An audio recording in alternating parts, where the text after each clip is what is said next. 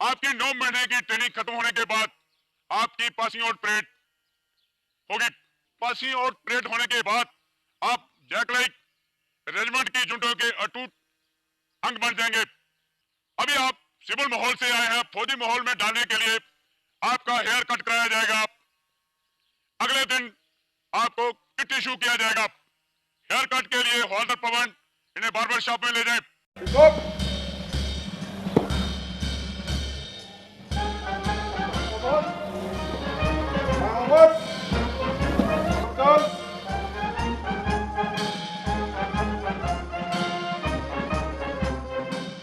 Recruits को पता था कि अब उनकी जिंदगी में कई तब्दीलियां आने वाली हैं। उसकी शुरुआत हो चुकी थी। फौजी तरीके में बाल कटवाना पहला कदम था।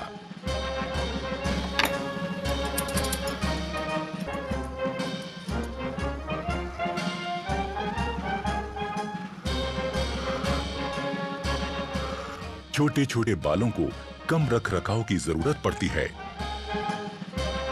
और इंसान दिखने में चुस्त और स्मार्ट लगने लगता है।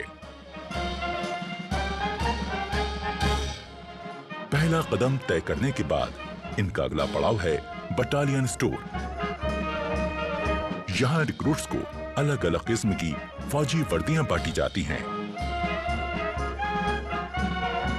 वही फौजी वर्दियां जिनको अब तक ये हसरत भरी निगाहों से देखते थे, पर आज उन्हें पहनने का मौका और हक इनको मिला है। अपने अफसरों से वर्दियां हासिल करना इनकी जिंदगी का पहला तमगा है जो इन्हें मिलता है। Khaki shirt, khaki trouser, combat jacket, combat trouser, full sleeves woollen vest, half sleeves cotton vest, woollen underpant, cap FS, beret coloured, DMS boot, brown canvas shoes, universal kit bag, woollen socks, khaki hand towel, durries, blanket, mosquito net, enamelled aluminium mug, waist belt, warm Angola shirt, warm trousers, combat coat, water bottle, tents MK3। अपनी जिंदगी का सबसे कीमती पहनावा हासिल करने के बाद ये जानना जरूरी हो जाता है कि किस पहनावे को कब पहना जाए और किस तरह से पहना जाए। सभी ने रिक्रूट ध्यान दे, जो आपको बटालियन स्टोर से ड्रेस इश्यू हुआ है उसको आप किस प्रकार से तैयार करके पहनना है, उस्ताद आपको उसका नमूना देंगे। खाकी वर्दी किस समय पहनी जाए? ड्रिल के समय, पढ़ाई लिखाई की क्लासेस के समय, हथियार की ट्रेनिंग के समय, फायरिंग के समय या अन्य फौजी ट्रेनिंग के समय। कॉम्बैट ड्रेस, कैंप ट्रेनिंग के दौरान। मुफ्ती ड्रेस, बड़ा खाना के वक्त, MMG ब्लॉक में जाने के लिए, बाजार जाने के लिए, किसी जश्न के मौके पर। पीटी ड्रेस, पीटी और खेलों के दौरान। सोने के वक्त पहनी जाने वाली वर्दी। सबसे पहले कैप को किस प्रकार से तैयार करना है, उस्ताद आपको उसका नमूना देगा। आप अच्छी तरह उसे देखें और समझें। उस्ताद आशिक हुसैन। वर्दी को पहनने का सलीका आना निहायत जरूरी है। पहली नजर में किसी फौजी को किसी आम आदमी से जो चीज अलग करती है वो है पहनावे का सलीका। ये रिक्रूट्स को समझना बहुत जरूरी है। इसकी शुरुआत हुई सजीली और रोबेली टोपी से, यानी बैरेट से। सबसे पहले बैरेट के अंदर रुई वाले हिस्से को बाहर निकालें और बैरेट के ऊपरी भाग को पानी में भिगो दें। भिगोने के बाद इसे निचोड़ें और झाड़कर उसका पानी निकाल दें। पानी अंदर ले जाता है जिसको हम साइड में लेके इसको हल्का सा छंडना है। 2 3 4। अब रुई वाले हिस्से को फिर से अंदर डाल दें। इसके बाद दोनों हाथों की मुट्ठी बंद करके टोपी को ऐसे घुमाएं कि वो पहले जैसी सूरत में आ जाए। अब बारी है इसको सिर पर बैठाने की, पर उससे पहले ध्यान रहे कि बैच के अंदर की तरफ की इस लिट को बाईं आंख की सीध में रखते हुए पहनना है।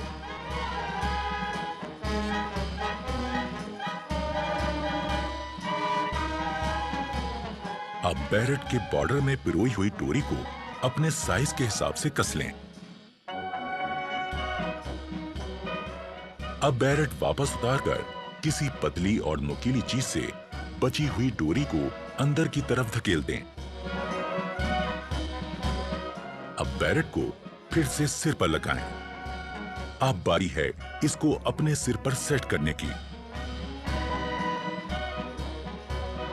टोपी को पहनने के बाद में अभी यहाँ पर आपकी टोपी सेट नहीं है। अभी किस प्रकार उसको सेट करना है, आपने दोनों हाथों से अपना एक हाथ बॉर्डर पर इस तरह से टिकाएं और दूसरे हाथ से जोर से दबाते हुए दूसरी तरफ मोड़ें।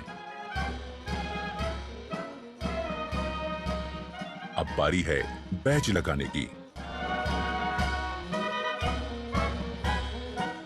सबसे पहले 1.5 इंच की चौड़ाई वाली चिंदी को सही जगह पर रखकर निशान लगाना है। चिंदी को इस प्रकार से बैरेट पर खड़ा करें। अब चिंदी के बीच का हिस्सा आपकी आंख के सेंटर में होना चाहिए।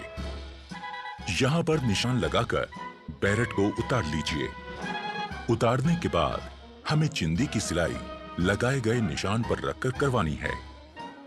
अब अपना रेजिमेंटल बैच चिंदी के ऊपर इस प्रकार रखें कि वो चिंदी के खड़े कोनों के बीचों बीच आ जाए। ये चिंदी का कॉर्नर और ये दो राइफल के बीच में जो क्रॉस बन रहा है इसका सेंटर और ऊपर वाला चिंदी का ऊपर वाला कॉर्नर, इन चारों को आपस में मिलाते हुए बैच को सेट करना है। अब बैच को नीचे की तरफ दबाएं ताकि चिंदी में 2 निशान हो जाएं। अब इन निशानों में किसी नोकीली चीज से सुराख करें। अब उन सुराखों में बैच को बिठा दें।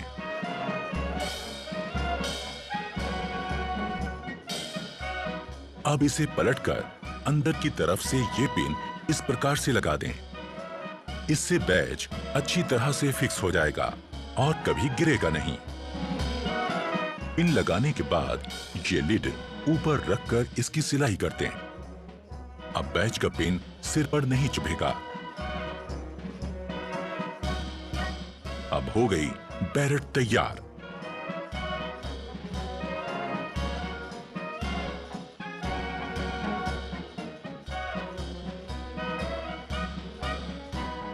शोल्डर बैच को सरकाकर एकदम नीचे की तरफ लगाएं, जिससे वो ढीला ना रहे।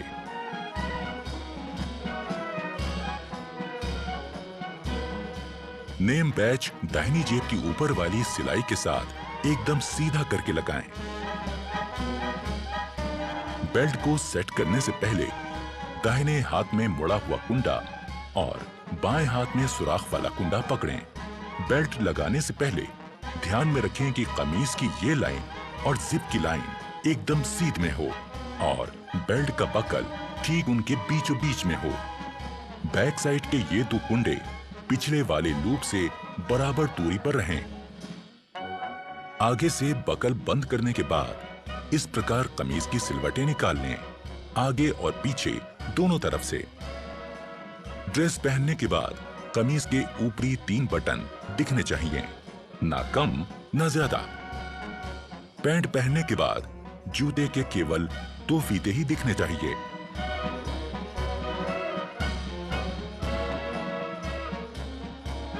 पगड़ी पहनते समय ख्याल रखें कि पगड़ी के दोनों तरफ 6 सिलवटें बने।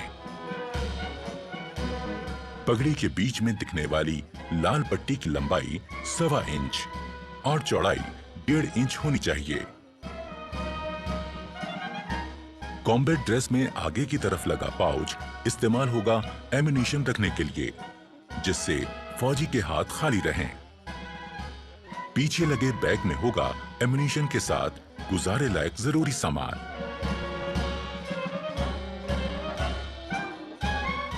मुफ्ती ड्रेस, नाइट ड्रेस और पीटी ड्रेस को पहनते समय भी ये ध्यान रखना है कि वो साफ सुथरी हों और सलीके से पहनी गई हों। पहनना सीख लेने के बाद अब जरूरी है अपनी वर्दी और सामान को सही तरह से रखना। सबसे पहले हर रिक्रूट को अपना खास आर्मी नंबर लिखकर अपने हर सामान में लगा देना है। अपने लॉकर्स पर बने शेल्फ पर रोजमर्रा का सामान रखना है और हैंगर्स का इस्तेमाल अपनी वर्दी टांगने के लिए करना है।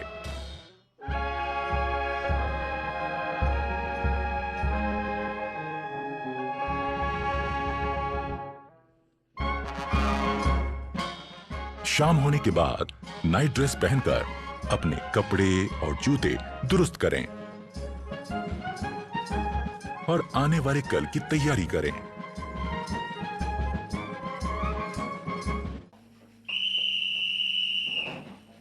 ठीक 10 बजे की सीटी ऐलान करती है सोने के वक्त का।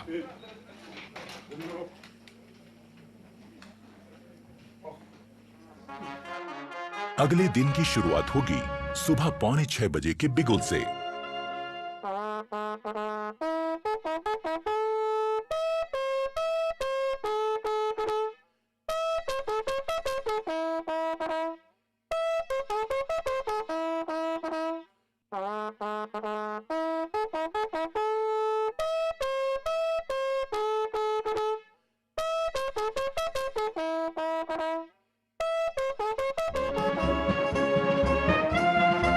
सुबह की चाय मदद करती है आंखों की नींद ठीक से भगाने में।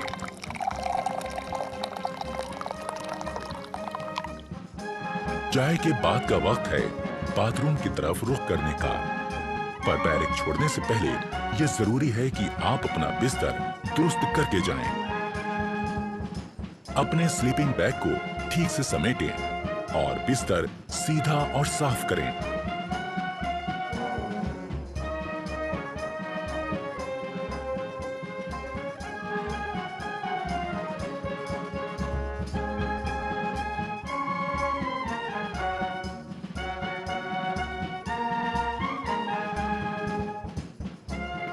अगर आप नहीं जानते कि ऐसा कैसे किया जाता है तो इसमें अपने उस्ताद की मदद ले लें।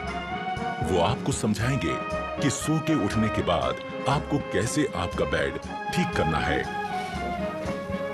अगर सभी रिक्रूट्स इन बातों पर ध्यान देंगे तो उनका बैरक एकदम दुरुस्त और खूबसूरत दिखेगा।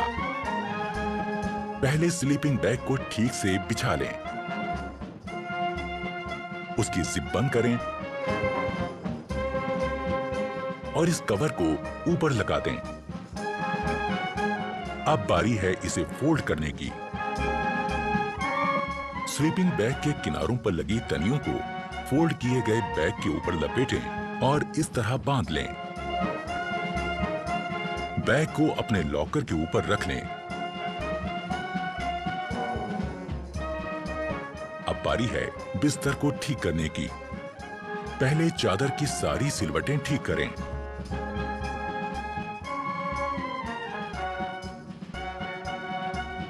फिर कंबल और उसमें रखी जैकेट को ठीक करें।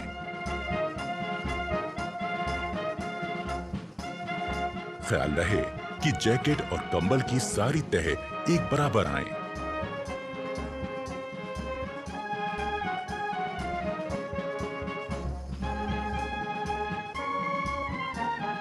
अब आपका बेड दिखने लगेगा एकदम दुरुस्त। सुबह उठकर ब्रश करना भी निहायत जरूरी है।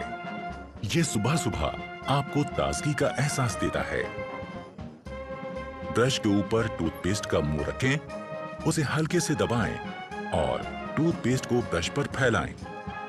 हमें ब्रश करना है आहिस्ता आहिस्ता, ऊपर से नीचे और नीचे से ऊपर की तरफ, जो कि हमारी दांतों की बनावट के हिसाब से एकदम सही है। ब्रश करने से न सिर्फ मुंह में ताजगी आती है बल्कि दांतों और मसूड़ों की सेहत दुरुस्त बनी रहती है। और ये निहायत जरूरी है कि हम सही तरह से ब्रश करें। जोर जोर से ब्रश करने से हम अपने दांतों और मसूड़ों को नुकसान पहुंचा सकते हैं। ब्रश को थोड़ा आस्ता करो। धीरे करो, ऊपर से नीचे किस प्रकार आपको बताया था उस प्रकार ब्रश करो। हमेशा अच्छे किस्म का ब्रश और अच्छे किस्म का टूथपेस्ट इस्तेमाल करें और ब्रश जब घिसने लगे तो उसे बदल दें। शहरी किस्म के टॉयलेट्स इस्तेमाल करते समय ये जरूरी है कि हम इस्तेमाल के बाद ऊपर लगे फ्लश के इस बटन को घुमा दें। इससे निकलने वाले पानी के बहाव से टॉयलेट की सीट साफ हो जाएगी।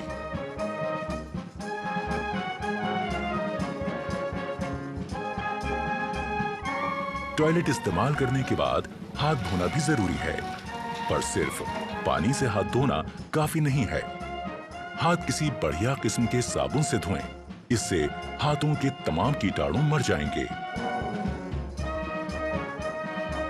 एक रौबदार और खुशनुमा शख्सियत के लिए जरूरी है चेहरे का रुआब, और इसे पाने के लिए जरूरी है कि हम रोज सुबह शेव करें। सबसे पहले शेविंग क्रीम चेहरे पर लगाएं, ब्रश को गीला करें और शेविंग क्रीम के साथ चेहरे पर चलाएं।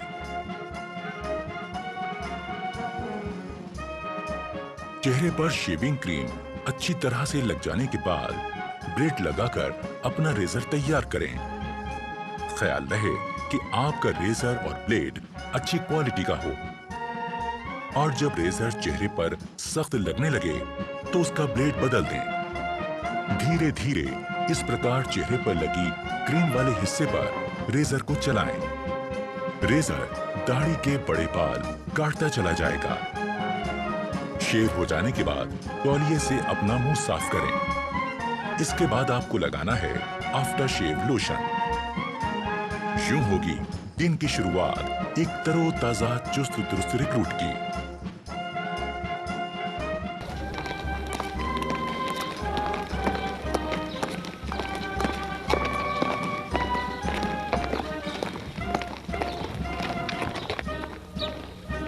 रेजिमेंटल सेंटर के इलाके की तमाम जानकारी होना भी जरूरी है।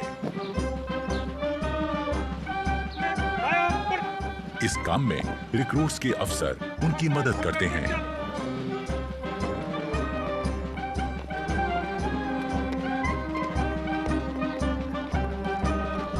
अपने रेजिमेंटल सेंटर को पहली बार घूमकर देखना एक रिक्रूट के लिए अपने आप में एक बहुत अहम और सुहाना सफर होता है।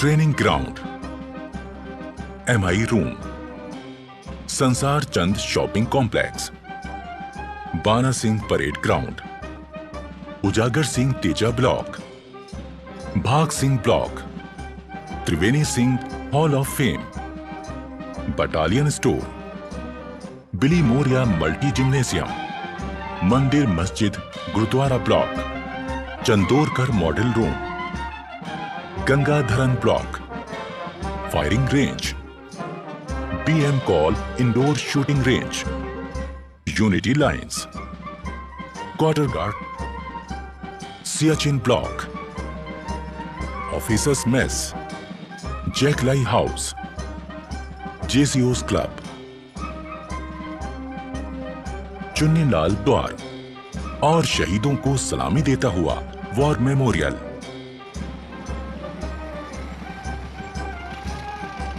रेजिमेंटल सेंटर को करीब से देख लेने के बाद अब रिक्रूट्स को पता चल जाता है कि उनका नया घर कैसा है।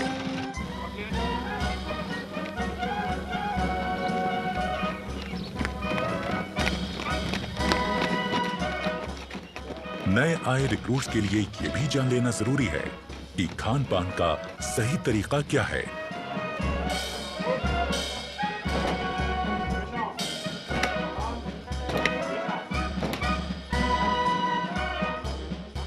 डाइनिंग हॉल में जाने से पहले रिक्रूट्स के अफसर उनको हिदायत देते हैं कि डाइनिंग हॉल में किस तरह जाएं और खाना लें।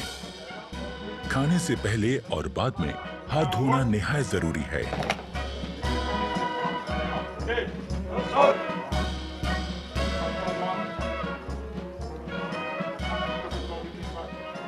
रिक्रूट्स को एक एक करके अंदर जाना है। अपने प्लेट, चम्मच और ग्लास लेकर एक लाइन में अपनी बारी का इंतजार करना है। रेजिमेंट में आने के पहले दिन से ही रिक्रूट्स की जिंदगी में बदलाव शुरू हो गया।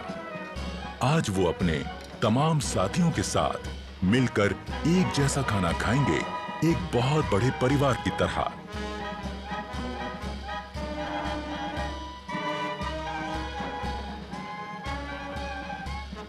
इससे पहले कि खाना शुरू हो, अफसरान रिक्रूट्स को बताते हैं कि खाना खाते वक्त किन बातों का ध्यान रखें।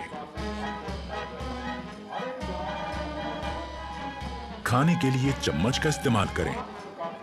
खाते वक्त ज्यादा मुंह ना खोलें। खाते समय हाथ मेज पर ना रखें। ओके, सभी जवान अपना अपना खाना शुरू करें।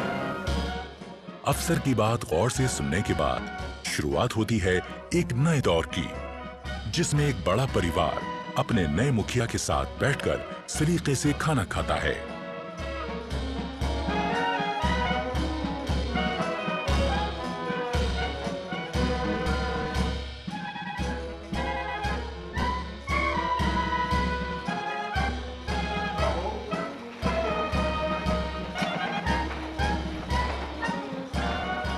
खाने के बाद सबको एक साथ उठकर बाहर जाकर अपने बर्तन धोकर रखने होते हैं।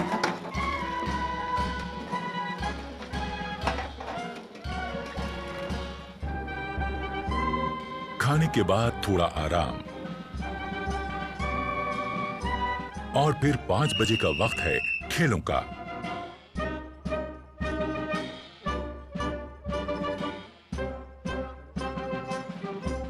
खेलों से शरीर तंदुरुस्त रहता है और चुस्ती फुर्ती कायम रहती है।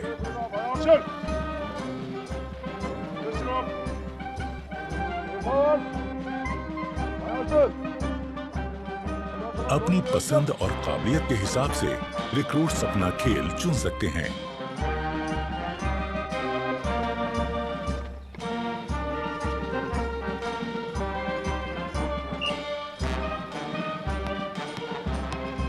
यहाँ फुटबॉल, बास्केटबॉल, वॉलीबॉल, कुश्ती और कई तरह के खेलों की सुविधा है।